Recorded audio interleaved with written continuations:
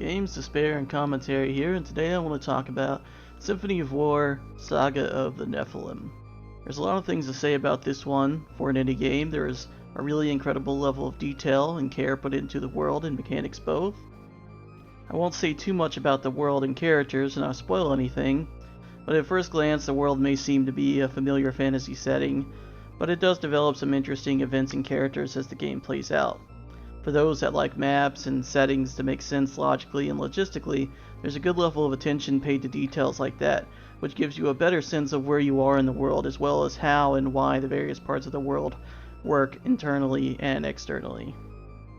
In terms of mechanics, this is where it gets interesting. Symphony of War is a SRPG or strategy RPG, so if you're familiar with titles like Fire Emblem, Landgrisser, or Tactics Ogre, you have some idea of how it'll play already. You take turns between you and enemies and sometimes allies. You control a squad of characters, and you will have a variety of objectives and bonus objectives each chapter.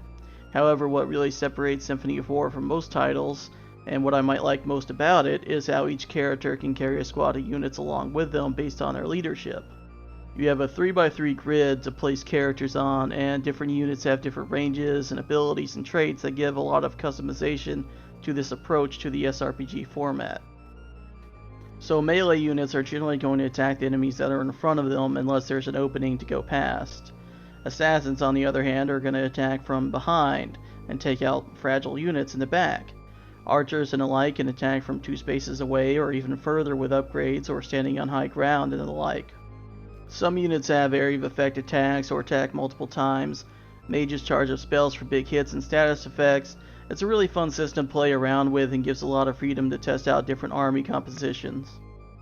Then there's special equipment to give extra effects and learnable traits that a unit might have, like Unscathe, that makes it so you can't be critted, or Precision that makes it so your critical hits bypass all armor. Also, having squad mates creates a way in which you can suffer loss in a mission without feeling like you're totally screwed and need to reset, like you might feel after losing an important character in Fire Emblem. The Discord community is friendly and responsive, as are the devs. I recommend the game wholeheartedly, and especially for the low price tag, which is $15.99 on Steam right now. I'd say it's well deserving of a 9.5 out of 10. I'll be streaming it on Warlord mode, the hard difficulty, on Twitch, and then uploading onto YouTube later, if you're curious to see it being played. If you like my content, please like, comment, subscribe, and consider supporting me on Subscribestar as well.